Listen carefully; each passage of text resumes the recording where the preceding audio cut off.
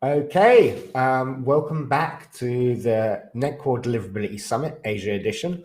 Netcore Cloud decided that they were going to set me up this time, and they've given me an all-star panel, 4 people that I've never had the opportunity to meet before, all of whom have really exciting histories. Where will I start? I literally have notes here on another screen. I'm going to start with Ravi Shankar, who, if you were to read his about on LinkedIn, is incredibly humble.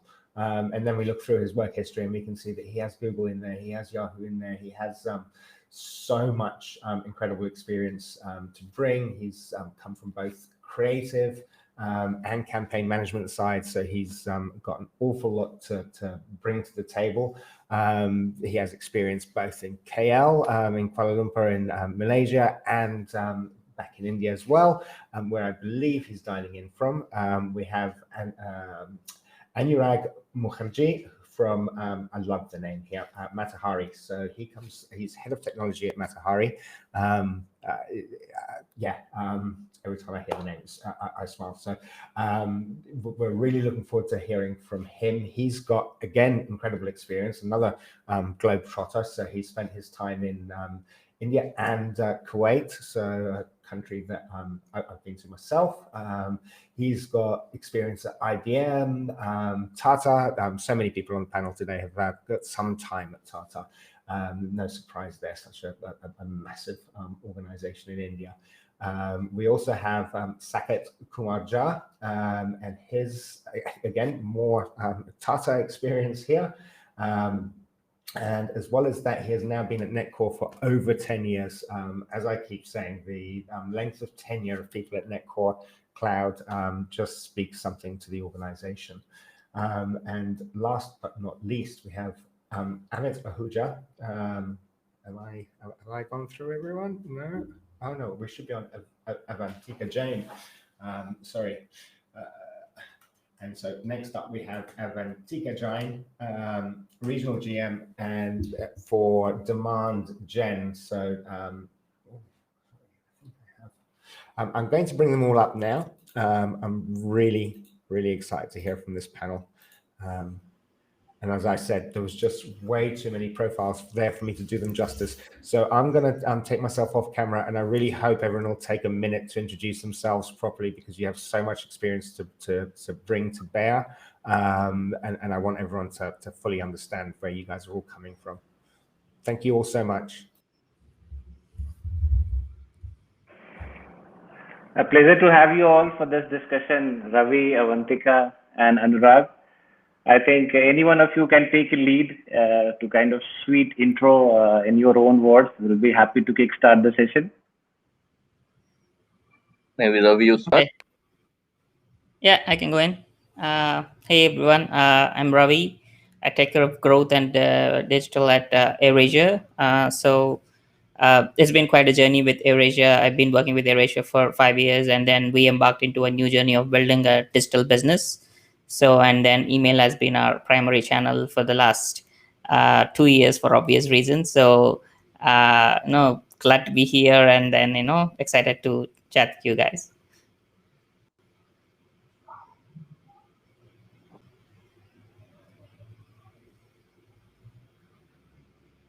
Sorry, Saket, can't hear you. Tika, any one of you can go next. Am I audible? Yes. Yeah, now you're audible. Yeah, Avantika, maybe you. I'll end it up. Okay, sure. Hi everyone. So I'm Avantika. I started my journey in consulting back in India, and then after my MBA, I actually went into core marketing, and from there, so I worked in Lazada in Southeast Asia, and then been with Fave for about 3 years. And now kind of venturing into markets like India, Malaysia, Indonesia, and Singapore.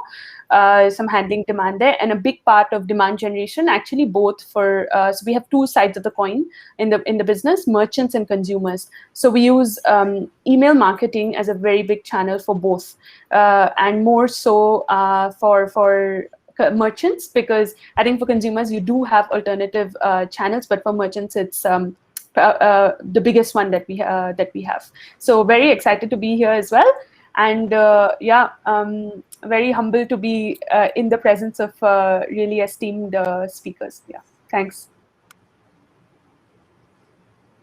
Avantika. Okay. Time to introduce. So, hi, Anurag Mukherjee. So I head Mata Hari Department Stores in Asia. Been with Mata Hari for a bit more than a couple of years now, and I have worked, you can say, across the globe. So I have in the ANZ region, have worked in India as well. I started back with likes of IBM, Oracle, in my time working for a considerable number of years. Then moved to the other side, likes of Landmark, Global Tech, and now Mata Hari. So been in retail, e-commerce, omni-channel throughout my career till date, with a bit more than 17 years now. And yeah, been me more in technology, but obviously when we speak of anything digital, right, more e-commerce, you have to on technology. So you have to have understanding of the business aspects, and definitely marketing is where uh, that's where the brings the customers in for us. And email definitely is the primary channel. There is no doubt about it. So yeah, looking forward to the panel today, and let's move ahead. Happy to have you for the discussion. Yeah, I think quick brief about me. I've been with Netco for almost a decade now, as Andrew spoke about. Have been into business of expanding Netco presence into different regions, and kind of working with the marketers, working with the product guys to help them adopt to the marketing technology. And in all the marketing stack which we have, email is one of the important channels. So that's where we all are here today.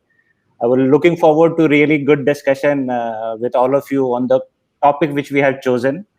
So I think without a further delay, let me just kickstart the discussion. So I think on the topic, we have chosen a very good topic, right? Which is talking about how do we drive customer experience with the help of an email program, and how do we make it a notch up with the help of email program. So that is going to be the theme for our discussion. And I have some couple of questions which we have kind of curated based on the theme which we have chosen for the event. And let me start off with the first question which is there in terms of during this pandemic, right? I think all of us, things have changed for all of us. I think that all of you would agree to it. And while email as a channel has always been helping us in terms of building deep relationships with the customers, I wanted to understand from you during these pandemic time, how email as a channel has helped you in terms of building those deep relationships, considering things have changed. So wanted to have an insight from you all. So maybe we can start off with Ravi, and then Avantika, and then Anurag on this. Sure. Yeah, of course. That's a good question. I'm hearing echo. Are you guys okay? Yeah, we can hear Is you. my voice clear? Okay, All cool. okay. So, okay, so I mean that's a really good question, right? So I mean that's an obvious question you have in every conference and every call right now, right? We all talk about pandemic, right? That's the elephant in the room which can't be seen, right? So, I mean, email is certainly the lifesaver for AirAsia as a channel in this in these times, because that really holds the true relationship and direct relationship with the brand, right? All other mediums, if you think about it, are dependent on one or other external vendors or external parties. If you think about having an app, you need an app installed and notification needs to be turned on, right? If you want an SMS, it depends on the telco, it depends on the deliverability and all that stuff, right? So an email is something that's not intrusive, and people feel personal, and then as long as you respect their boundaries, right? So they welcome you into their inbox, right? What happened for us during the pandemic was, I mean, this is back then. I mean, it sounds exciting, but it was dreadful back then when we were going through the crisis, when we when 240 aircrafts were on the ground, when nothing was moving, people were stuck in airports in different parts of the world, right? So, and all they had to do is to wait for a direction from the airline, right? So we had to, what we decided is it's not time to sell, it's time to serve. So all the email has become the primary channel for all the customer success team and the marketing team to figure out, okay, who are the people in need, what is the information that they need, either to cross the border or some government document that needs to show for them to cross the immigration, or whatever they need. So we were using email as the primary channel for them, right? So, and that worked out miraculously. I don't think any other medium would have accomplished the same result during the pandemic times. And that uh, what using that channel as a primary channel and showing that empathy towards the users in the time of needs, and they reciprocate the love, actually. So we never lost a single email unsubscriber, right? Even though, as we know, we were known as a primary airline brand, and we were not flying for over a year right now properly. So it was on and off, but our email base was intact, our open rates were intact, right? Our subscription rates were intact. It's just because we have the best open rates is because we never collect emails via newsletters or via any offers, right? We only collect emails when they make a transaction or when they actually sign up, right? So we kept that healthy. We try not to abuse it, even though sometimes we did. But we've been learning, and we're trying to deliver the best customer experience, and then people have reciprocated that. That's the pandemic story that I can resonate with when it comes to email. Yeah, that's an interesting point, Ravi. I know airline as an industry has gone through one of the worst, I would say, phases. But I think the way AirAsia has been kind of communicating, I have been a recipient of those emails, and I can echo that what you're talking about.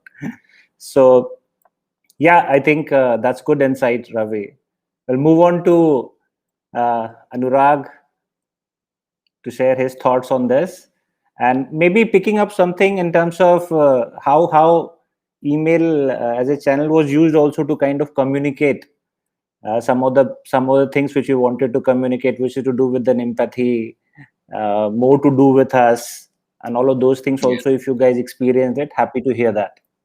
Yeah, definitely. So again, retail was one more segment, right, which had a big hit in initial days, and we had a complete store closure, right? Our 160 odd stores were completely shut down for almost more than a month.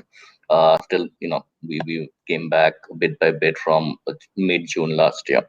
But yeah, so during this period, obviously, the message that our management or our business wanted to communicate to the customers was more that we are still there.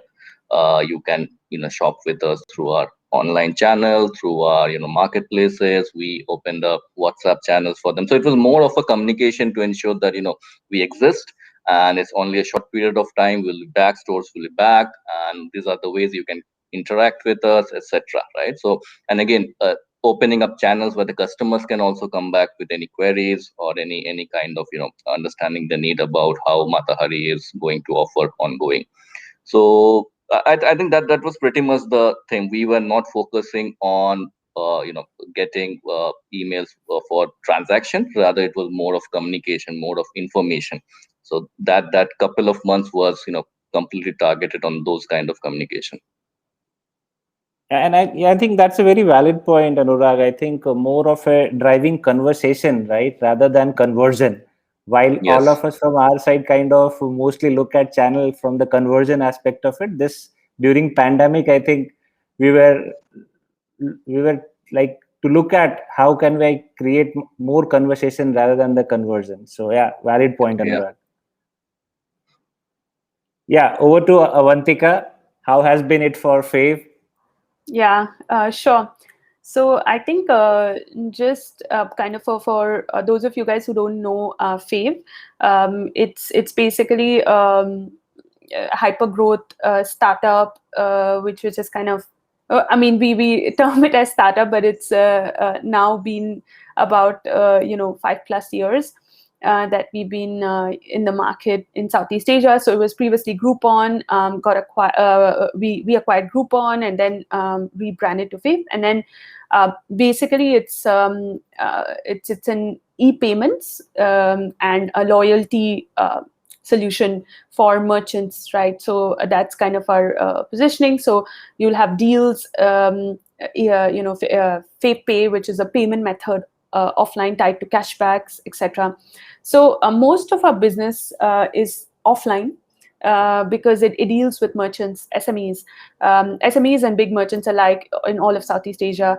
And of course, during the pandemic, this was offline was pretty much out, right? A lot of the countries that we operate in were impacted very badly. So we saw even, merchants going through very tough times, especially if you think about F&B sector. Retail was still, some parts of it were surviving, but like F&B was very badly hit, and also services, beauty, etc. So I think email marketing was already very significant for merchant comms earlier. But I really liked what Ravi mentioned, service versus sales, because it was used as a very heavy sales channel, cross-selling and upselling products to merchants. But during this pandemic, we kind of really turned gears, right, to serve them, and really finding out what are they going through, what kind of tough times are they going through, how can we serve them better, how can we help them get out of the pandemic. So that I think email was the main medium of communication. There was none other. Previously, before the pandemic, we had brand ambassadors going down, we had sales folks going down, checking on merchants and checking on their merchant pool, right? But I think, of course, with the pandemic, that wasn't happening. So actually, we just had a very, very large dependency on email, and it served really, really well in communicating with our merchants. And similarly for consumers, also it's conversation versus conversion is the stand we took, as well, as Anurag mentioned, which I think is very, very important. And one thing we kind of took opportunity during this pandemic was to relook at how we do consumer marketing, and to make it this is the first time actually this pandemic triggered innovation for us in a very big way on email, which was personalization. So that was that was something that was established because of the pandemic, and it helped us really reach out to individual needs of consumers, those who were with us before purchasing a particular kinds of merchants. We would communicate what the merchant is going through, how they can help. So we've launched many campaigns via emails, which is to do with save your favorite merchant. So we had the biggest campaign, which was Save Your Fave, which was basically essentially targeting customers to let them know how their favorite merchants are doing and how they could help. So it really helped connect to consumers and merchants better. And I would again agree that it was our biggest channel of communication, both for merchants and consumers. Yeah, completely. I think, Fave, I have seen those communications and those campaigns, Avantika, which you're talking about, and I think that had a very large followers in the social media. I must say that that was quite innovative in that way, and kind of taking care of the aspect of merchants, right? That was a need of an hour, and driving it from your side, I think that was really critical at that point of time. So I'm just going to take an extension from there, while I know some of the ideas I have and some of the things which is known to me, but wanted to hear from you, Avantika. And I will come to Ravi and Anurag after this. That during these times, I think a lot of companies did pivot, right? From looking at what are the things which is necessary now, what are the areas which we can look at it. I think all the brands were forced to look at it, right? In terms of what are the new things which we can look at it in the current situation. Okay, my primary thing is not working. What could be the other complementary thing which should be working? So I think a lot of companies did pivot around it. And I know for Fave also it has happened. So wanted to hear from your side, what were the areas which you all looked at and how email as a channel helped in making those pivots within the company? Definitely. Definitely. So spot on. I think when you can't look outwards, you look inwards, right? So we started really relooking at everything we are doing, and whether it's relevant or going to be relevant in the near term, near to midterm, because this pandemic was there to stay, back then. So I think a few very big things happened actually as a result of this period. So the first one is our core product has been Fave Pay, which is an offline payment method tied to cashback. What we kind of did during this period we launched very early on. We launched e-cards, which is gift cards, which is tied to so it's an online card, gift card you can purchase and gift to other people. It has a very long extension validity period. So typically Fave Pay cashback, it's 1 to 3 months, but e-cards is 6 months, and we can extend that depending on how the pandemic goes for customers. So I think that was one way we were helping both merchants to survive. For a lot of them it was a matter of survival, and also our consumers to really help them continue to transact and continue to really engage with us. So I think that was one big thing that happened. Second thing that happened was we launched also takeaway and table order. So takeaway, literally when F&B segment was hit, that's when we kind of launched takeaway, which is you order from away from the merchant. So you can order at home, you can place your order at home, and then you get a notification to go and collect your order. So in that case, merchants don't have to operate their stores. They just have to operate a kitchen, and they can just deliver out of the kitchen. So that was something that I think really helped our merchants survive during this period. And even for consumers, all of us, it was, I think, very safe to do it that way. And also table order. So what happened, especially in Singapore, was that because of the pandemic, a lot of workforce was kind of asked to leave, right? And that took a very big hit on the merchants also, who are owners, who are operating those stores with fewer people. So what we did was we launched table order, which is essentially a very high operational efficiency product. So you don't need interactions with people. It's safe. You just go and scan the QR code on the table, and the menu pops up. You order from the app and eat and go.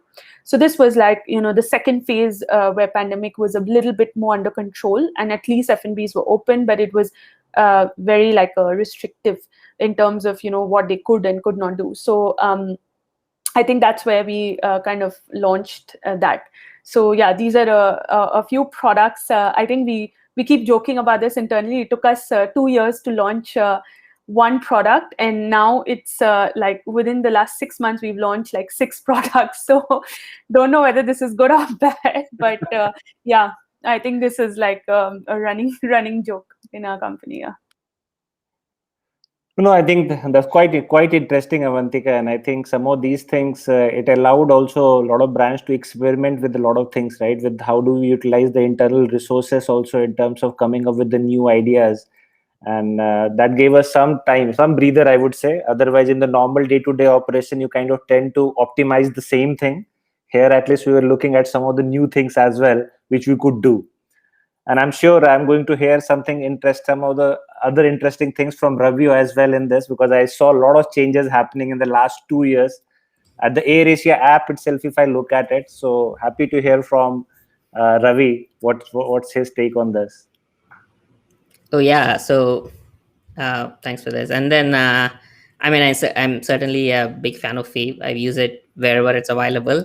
So I think these guys have done an incredible job in evolving into that, right? So yeah, having said that, pivot kind of brings up, that's the word that's going on around, right? So I don't know if I can call pivot, but we've completely transformed the business, right? So from airline to a super app, and one day we were selling flights to Bali on our homepage, and the other day I'm selling vegetables, right? So that's as big as it gets, right? And so it kind of what we are right now. So just to get a clear picture of where we are right now, right? So AirAsia used to sell only airline tickets of AirAsia.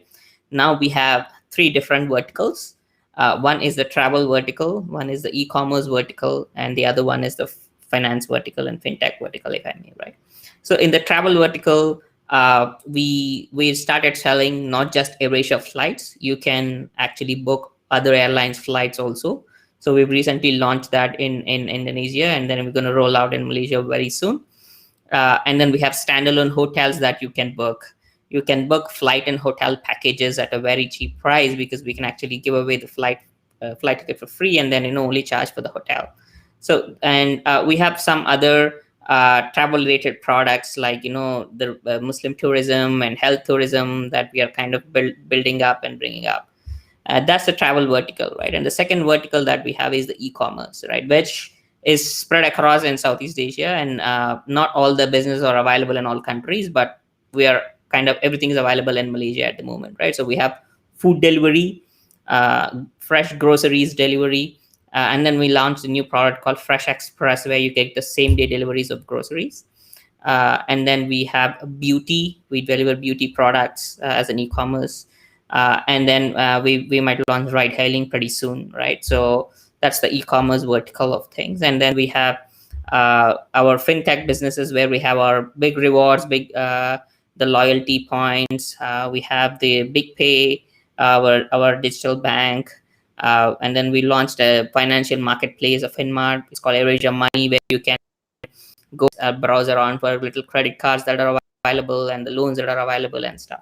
So, I mean, obviously, pivoting from a traditional airline business to this has been, an exciting journey. I mean, I'm saying that because I'm talking about retrospect, but going through that was really dreadful and very difficult, right? So, and to get to the stage, truth be told, we've launched so many other businesses, and then they didn't really worked out, right? So we were literally A/B testing and optimizing businesses than creatives, right? So we launch a business, okay, it's not working out, close it down, right? So, and being AirAsia and its culture, I mean, always being that agile and nimble, kind of helped that to help for us to move that fast. And it's not like our digital transformation started with this pandemic. That was always a plan A. We just accelerated it.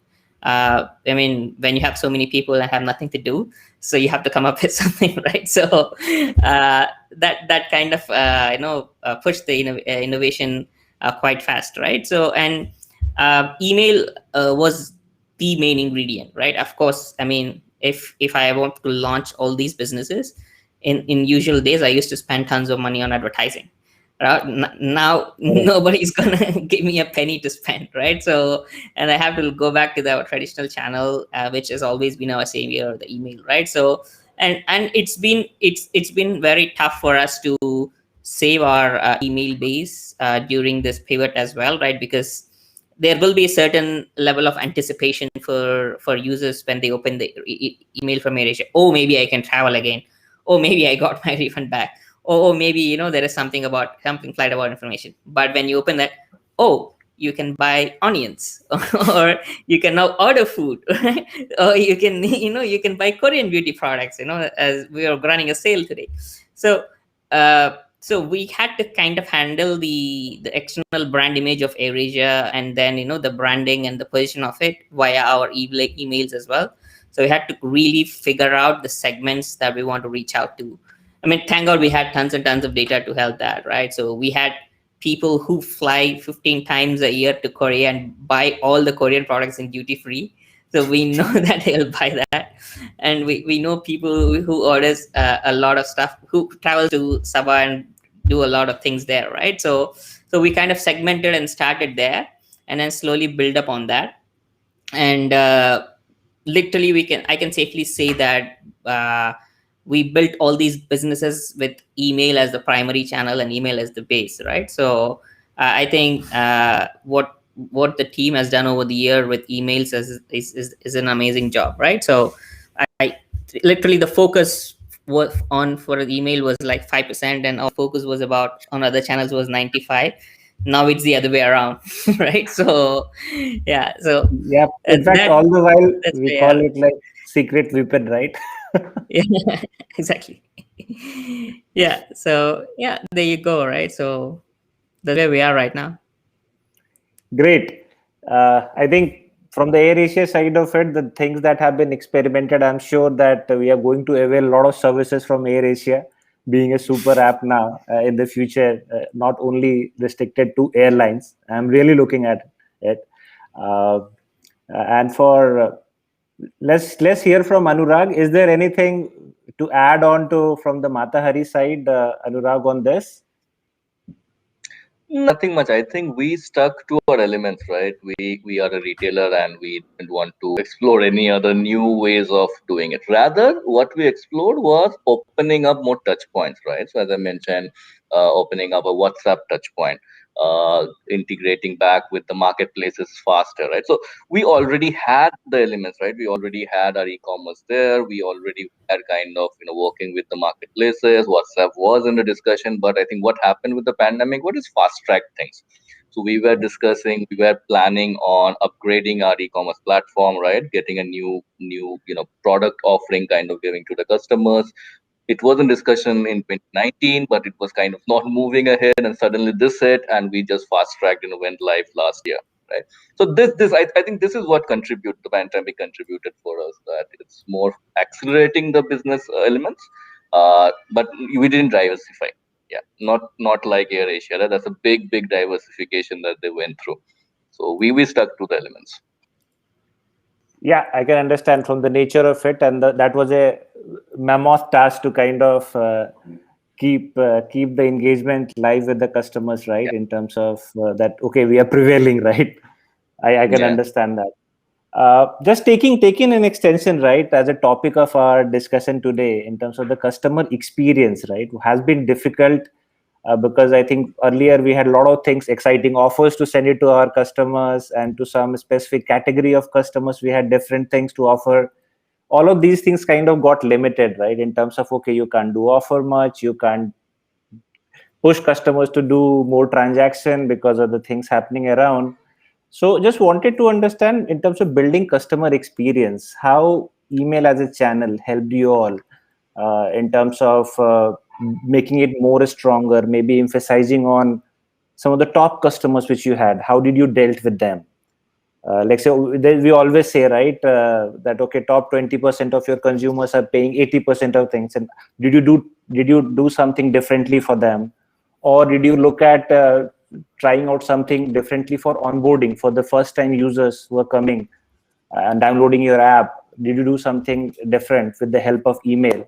So just wanted to understand from you all how email as a channel helped you in terms of making your customer experience better. So we can start with anyone, maybe Avantika. I think I'm just choosing based on who Okay. was the last one to speak. Yep. Yeah, no problem. Yeah, so I think in terms of customer experience, that definitely changed, with the pandemic, and email being our primary channel, both for merchants and consumers.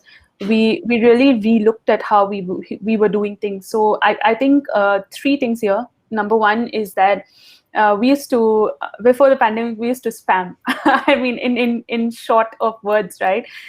Really, yes, there were offers, there were a lot of offers, there were a lot of excitement going on, new things, etc. But I think we never paused to actually see in detail what we were kind of doing to the consumer journey. And here we kind of took a breather, and what we did was, I think we sent necessary communications and limited that even, and however we concentrated more on the content. So less of this was happening. I think it was the reverse. We were sending a lot, but the content was not really what we were focusing on. It was just the quantity. So I think like that was one big thing that I saw, that we consciously took a decision to really focus on the content of emails to both merchants and consumers. The second thing, that happened was with the launch of new products, our focus really shifted to to relevancy.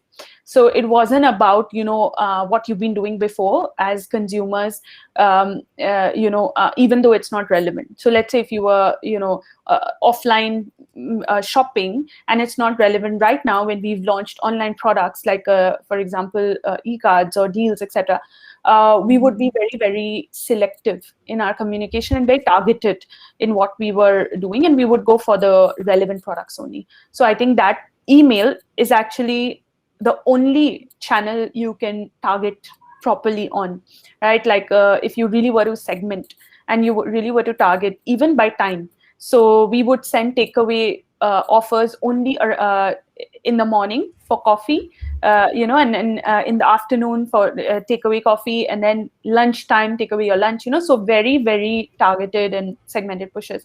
The third thing I think that we also kind of looked at was what I mentioned before, which is hyper personalization. So so this was like based on a lot of criteria, based on your past purchase behavior, the kind of merchants and offers you have liked in the past, and how it can be relevant to the current ones we are offering, location, gender, all of that.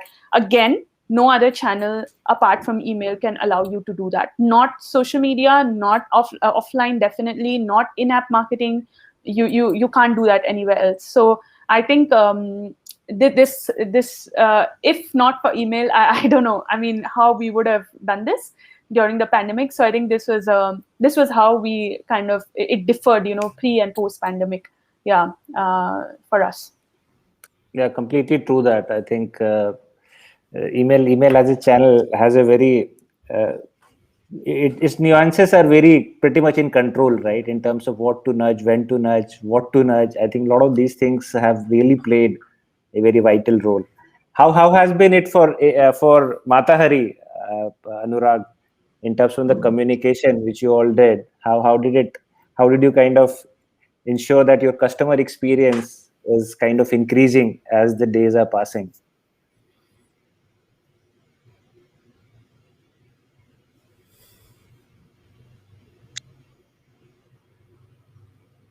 So that it was more kind of a weekly kind of communication, right? That what's changing and keeping in touch with our customers. But yeah, parallel, obviously, we had to go along with our transactional communication, right? The offering communication, because e-commerce was the in thing at that point. Everyone was into e-commerce. That was the primary channel, and we had to stay relevant, right? So we were not able to reduce our numbers out there, because the moment you are not in the picture, kind of you're forgotten. So if there are n number of other options for customers to go and purchase, right? Also, we had to keep in mind that the purchasing power itself was becoming a challenge for the customers, right? Because of job losses and pay cuts and all that. So what we had on is, what is that right offering at this stage, or what kind of segment in our offering should we push, right?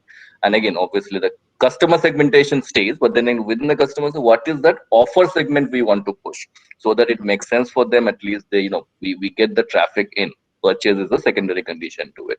So I think that's where we didn't, as Avantika mentioned, we didn't tone down on our communication as a marketing sense, because we had to stay relevant. There was no way out. There are, as I said, n number of other players already there, and if you kind of pull it down, then they are all already, we lose your customers, they go to some other people. Because frankly, brand loyalty is something that's of the past, right? So you don't expect our digital customers to be brand loyal and always come to your sites. We all have to stay relevant. There's no way out at this point. True that. Any example which comes to your mind, Anurag, or maybe when Ravi is covering this, any specific campaign which you all did which led to a very high customer experience, a very good customer experience? I think audience would like to really hear that. As I said, right, so we have a number of campaigns throughout the month, and obviously now the big ticket items on a month will be your your 8, 9, 9, 10, 10, and all those, right? But I think what we saw a good churn around our email marketing campaign was on the International Women's Day. So that kind of be it on the elements that we gave, or be it the flavor that we gave on the campaign, that had a good churn or rather good contribution to the traffic as well as to the conversion. So I would say this one, but I don't think any of these campaigns were way different than as we do, right? But as I said, it's more of staying relevant rather than just focusing on a certain campaign in a month. So we have to be continuously bombarding, if I put it that way, our customers. We don't really have an option. Yep. Understand, Anurag. Ravi, you have to add anything on this? Anything on primarily which kind of helped in building better customer experience from the AirAsia side? Yeah, so we kind of did a couple of projects around more focused on emails, right? So well, I mean, one is the project. I mean, we internal names, so we have Project Turbo and Project Team User, right? So one project was to actually enrich our database via email, right? So we have people who travel to different destinations, and we have a certain level of information about these users, right? So what we wanted to do is we kind of gamified this the preferences collection process, right? So what we built is a simple web app where you once you click on the email, it starts to ask for your preference, right? It starts with travel questions. Are you a solo traveler, or you are you go with family, or you for business? At the same time, how would you like your coffee? Are you a tea person, or you're a cat person, or a dog person? So we snuck in both silly questions and questions that kind of helps us to segment the users better. And what we did is we kind of just did an API and then collected the data from URLs, because it's a long questionnaire, right? So I don't mind people drop off in the middle, but as long as they complete it, I get certain level of information.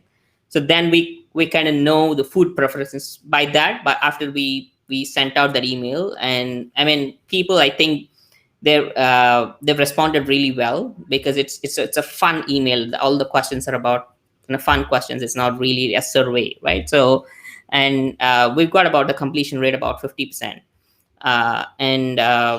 We now know the preferences of the users, what food they like, where do they want to travel with, are they a books person, or they're audiobooks person, or they're more of a movie goers and all that, right? That helped us to segment a lot better for all the upcoming businesses that we had, right? So that's one project that we did, and the email helped us not just with the data, but enriching our data. And the other project we did was called the hashtag team user, right? So we sent an email to you, personalized hashtag team Saket. So, and then we gamified in such a way that okay, where would your next destination be, right? And then we kind of build up a story and series of emails, and there is nothing that we sell in the emails. So it's just we just wanted to engage the users and tell a story and make them feel relevant with the brand. And over a period of time, that email base that we were engaged so far kind of stayed with us. And whenever we send the team user email, it gets an open rates of from 50 to 70%, right? Which is unheard of in these because they just feel connected, right? And it's not a huge base, but it's just a base, right? Those are the couple of things that we did, but obviously email was that channel helping the customer experience, keeping the communications true and relevant. There's a lot of fake news going around during the pandemic about travel, and then we had to send a message saying, okay, this is the single source of truth, and then you can follow this, right? So yeah, those are the things that I can think of at the moment. Yeah, I think the second thing which you all did, I think, will certainly add to the customer experience, right? Wherein somebody who is kind of looking into my interest and then building a story on it, right? I think that is something from the engagement perspective also it will help, while, right, in terms of giving good experience with the engagement. So I think that is even a better combination, right? We literally use email as social media. So we're happy to hear that. Yeah, I think building on the same customer experience, imagine if you all had a magic wand, and if you were to change your email program to increase the customer experience, what would that be? Load emails So faster without data. No data required. No Wi-Fi required. without internet. I would, Yeah. Sorry. Go yeah, ahead. I would say personalization, right? I mean, you have to build on your personalization. You have to kind of know your exact customer who is getting it and kind of see that to what extent you can personalize it, right? So that it makes it more relevant for that person. Because see, it's not only open rate, right? You have to get your customers from that email to your site. Then only it makes sense, right? And then on the site, you give that continued experience so that it goes into a conversion.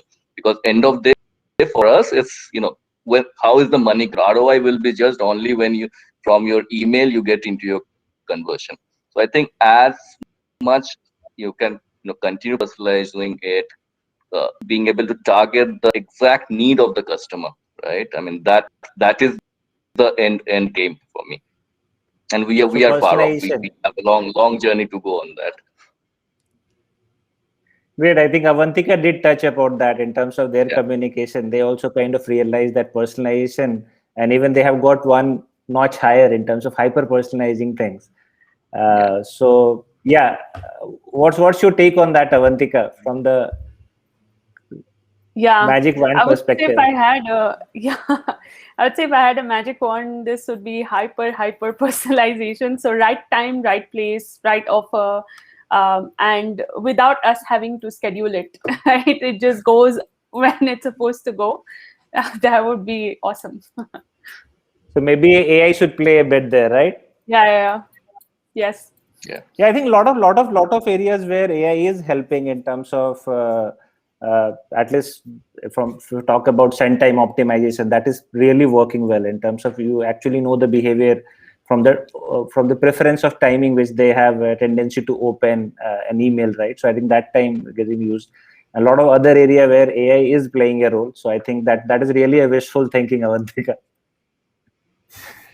So great. I think it was really pleasure talking to you all. I think great insights on all the four topics we could cover. Really excited to kind of, and I'm sure the audience also would have got a lot of insights from all of you coming from the different verticals, retail, airlines on our super app, and then from the fave vertical, from the payment, from the cash, from the loyalty. So I think that was really a very enriching experience. Thank you all for attending this. I think we will have for the audience side of it, they will have good takeaways. I will take a pause here. I'm not sure we have questions from the audience. I'll just take a pause here to address any of the questions which has been coming from customers, from audience.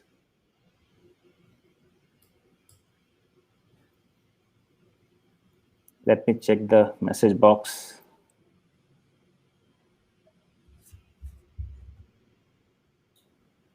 Hi, Saket. What an amazing panel. There was so much feedback on Twitter. Not much by the way of questions, but lots of people tweeting. I think people were super impressed by Ravi, what your company did there, like pivoting from an airline to a super app. That's quite incredible. Avantika, you have so much to say about all those pivots that you did and all those things that you did to enable people during the pandemic and make things easier for people. I think in both Singapore and Malaysia. We definitely want to have you back and hear more about what you did there. In fact, we want to have everyone back at some point. Anurag, I love the fact that you honed in on personalization. I think, everyone talks about personalization. Sometimes it's so incredibly hard to get right. And yes, if I had a magic wand, I would love to just wave that over the database, and rather than sending out 5 segments, send out 2,000 individual messages to each individual person with exactly what they want to hear. Because I know that we've got something for every subscriber on our database, and I think everyone does. And it's just like, well, how can I get that message to the right person? And that's the challenge that we're all facing in 2021 and moving forward. So look forward to having you all back, hearing more from you, because no questions, but lots of inspiration taken away from this. And yeah, really amazed at how all of you did so well. Did as well as you could in really dire circumstances. And Saket, thank you so much for hosting and moderating this panel. I saw you had some technical issues and very smoothly swapped your technical equipment without anyone even noticing. Very, very smooth. Yeah, kudos to you for that. Thanks everyone for this session. We've got another panel coming up shortly, another super panel put together by Netcore, another one that I'm really looking forward to. So we're going to go offline shortly for a brief time, and then we will be back in about 5 minutes time to introduce the next panel. Again, Saket, Avantika, Anurag, and Ravi, thank you so much for this panel. It was fantastic. Thank you, guys. Thanks. Pleasure. Thank you. Yep. Bye. Bye. Bye.